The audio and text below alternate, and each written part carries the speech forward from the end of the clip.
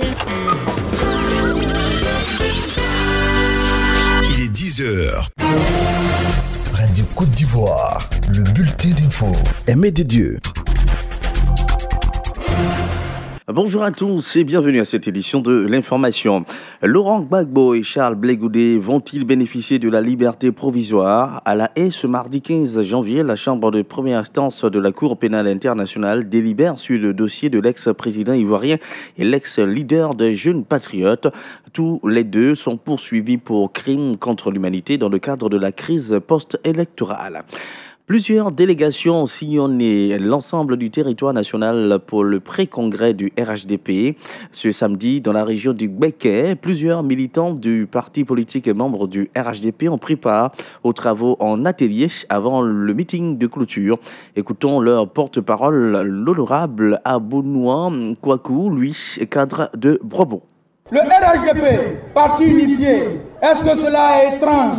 Est-ce que cela est unique? Non! Avant les indépendances, un autre parti unifié s'est constitué avec l'appel du stade Géo-André, appel lancé par le président Félix Houphouët-Boigny. Cet appel a invité les partis existants à l'époque à se saborder dans le PDCI-RDA. Et le premier parti unifié était né pour bâtir la Côte d'Ivoire paisiblement après les années de colonisation. Sous le ciel de la Côte d'Ivoire, le parti unifié a pour objectif de rassembler, comme vous le voyez, toutes les forces vives de ce pays. Dans l'indigne Djouablin, les militants du RHDP se sont rencontrés. Il s'agissait de préparer leur pré-congrès prévu se tenir le 19 janvier prochain. Delmar Mouamar Salis, responsable chargé de la mobilisation du pré-congrès régional du RHDP de l'indigne Djouablin, invite les militants du parti à l'union et à relever les grands défis. Ce qu'on doit retenir, c'est la mobilisation. On souhaite que les gens se mobilisent à l'occasion pour le meeting et pour le congrès, que les gens s'intéressent. Mon appel aux militants du RHDP, c'est l'union. L'union, l'entente, on ne gagne rien dans la division. La considération humaine ne serait que ça, que les responsables au niveau national, dans toutes leurs actions qu'ils vont faire, qu'ils considèrent aussi la base. Et la base aussi est prête à exécuter les mots d'ordre de la direction quand la base se sent considérée. La considération réciproque et le respect des uns et des autres. La force réside dans l'union et dans l'entente. Le nouveau parti politique Nouvel Ivoirien Côte d'Ivoire Nouvelle Nissin est en tournée de sensibilisation. Objectif, faire connaître le parti et sensibiliser les populations à adhérer à leurs idéaux. Le Nissin est un parti de gauche, un parti socialiste modéré selon sa présidente Marie-Karine Blady. Pour sa première sortie, elle a choisi le quartier Adjaoui Koubé, un village de la commune de Port-Boué. Marie-Karine Blady, la présidente du Nissin, en donne les raisons. Nous venons à Adjaoui parce qu'en plus d'être un lieu de retrouvailles de toutes les personnes, c'est un endroit surpeuplé. Nous avons toute une grande masse, la population ivoirienne s'y trouve. Et donc, elle ne doit pas être en marge de la connaissance de l'existence du parti. C'est la tournée d'implantation, fait connaître le parti davantage et surtout, fait savoir aux Ivoiriens que la solution, comme je le dis, du résultat de 2020 pour leur vie et leur aisance est arrivée, c'est le Nissin. Et là, nous le voyons, ils ont tous adhéré, ils sont tous partants et vraiment la fête, elle est merveilleuse, elle est parfaite. Abidjan abritera du 18 au 22 mars 2019 la deuxième édition des Journées africaines de l'écologie des changements climatiques dénommée JIFAC. C'est une initiative du réseau des experts africains pour l'écologie. Joseph Sekaseka, ministre de l'Environnement et du Développement durable, qui salue cette initiative et rassure que son ministère apportera tout son soutien pour la réussite des objectifs visés. En liaison avec les collectivités territoriales, mon département ministériel va multiplier ce genre d'actions afin de dynamiser et opérationnaliser l'accord de Paris dans nos régions et territoires africains pour le bien-être de nos populations. S'agissant de la transition énergétique, tant souhaitée, elle ne sera possible que si toutes les parties prenantes sont bien informées, bien formées et encadrées pour la mise en œuvre synergique des activités de terrain, ces journées devront ouvrir la voie à la mise en œuvre d'actions concrètes afin de toucher directement les couches les plus vulnérables de nos populations.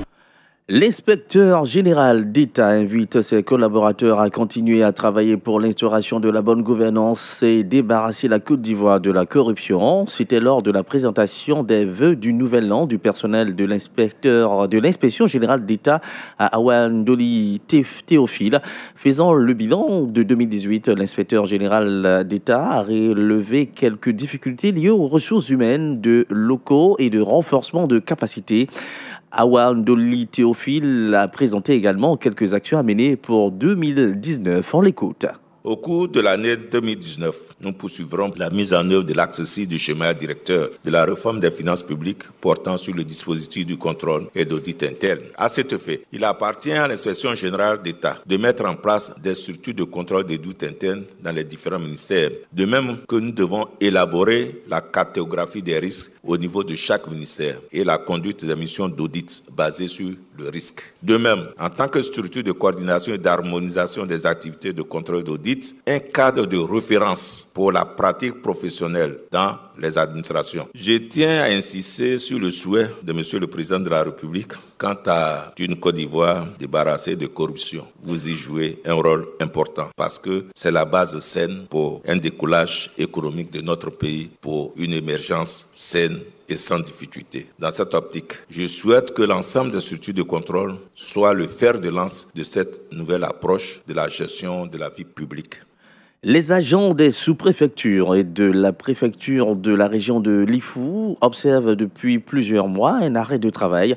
Un mot d'ordre de grève lancé par la plateforme, le syndicat national des agents du ministère de l'Intérieur de Côte d'Ivoire, Sinamissi, dans les régions de Lifou et du Moronou. Cet arrêt de travail est plus ou moins suivi. Des précisions avec Honorine Niari. La grève des agents du ministère de l'Intérieur se poursuit dans la région de Lifou. Dans les sous-préfectures et préfectures, le mot d'ordre est bel et bien observé, nous dit Assoko Franck Fleury, délégué régional du syndicat national des agents du ministère de l'Intérieur de Côte d'Ivoire à Sinamissi, section Ifou. Puis fin décembre, pour faire des grèves, les salaires ont été suspendus jusqu'à ce jour. Et après l'AG du 5 janvier, l'AG a décidé de maintenir le mot d'ordre de grève en attendant que nos amis qui ont été incarcérés à la suite des manifestations légales au niveau de Gagnoa soient libérés. Et puis, nous demandons également la signature de nos décrets pour que nous puissions reprendre de manière sereine. Nous avons exigé cela parce qu'on peut comprendre que les agents qui manifestent de manière légale, que ces agents soient incarcérés et que, on nous demande de reprendre calmement. Dans le Moronou, précisément Ondé, la grève est partiellement suivie. Alayaou Alain est le sous-préfet de Ondé. Mais moi, au niveau de Ondé, je travaille avec mes agents bénévoles. Le service a fonctionné normalement. Jusqu'à ce que, récemment, à la faveur de la suspension totalement de leur salaire, en tout cas, tous les travailleurs sont à leur poste en ce moment depuis le 2 janvier, à l'exception de l'agent administratif et du gardien. Rappelons qu'à l'appel du Sinamissi, les agents du ministère de l'Intérieur observent depuis le 5 novembre 2018 une grève pour réclamer l'amélioration de leurs conditions de vie. Honorine Niaré, Daokro pour Radio Côte d'Ivoire. Dans l'actualité à l'international, dans la nuit du 14 au 15 janvier 2019, en toute discrétion, Ali Bongo est arrivé au Gabon une semaine après la tentative de coup d'État du 7 janvier. Le président gabonais absent de son pays depuis le 24 octobre dernier suite à un accident vasculaire cérébral a interrompu sa convalescence à Rabat au Maroc. Au Sénégal, Karim Wade et Khalifa Sall ont été recalés de la course à la présidentielle. Le Conseil constitutionnel a rejeté ce lundi matin leur dossier de candidature et en a validé 5, ceux de Macky Sall, Idrissa Seck, El Hadj Issa Sall, Ousmane Sonko et Madick Niang. Karim Wade et Khalifa Sall ont désormais 48 heures pour déposer leur ultime recours. Et puis c'est une journée cruciale pour Theresa May. Les 650 députés britanniques vont voter ce mardi soir sur l'accord de Brexit conclu par la première ministre britannique avec Bruxelles. Un accord critiqué de toutes parts, aussi bien par ceux qui sont favorables à une sortie du Royaume-Uni de l'Union européenne le 29 mars que par ceux qui y sont opposés. C'est d'ailleurs pour éviter un rejet que Theresa May s'est rendue ce lundi à la Chambre des communes. Voilà, c'est tout pour ce bulletin d'information. Je serai là à 11h pour un flash info. C'était le bulletin d'info présenté par Aimé de Dieu.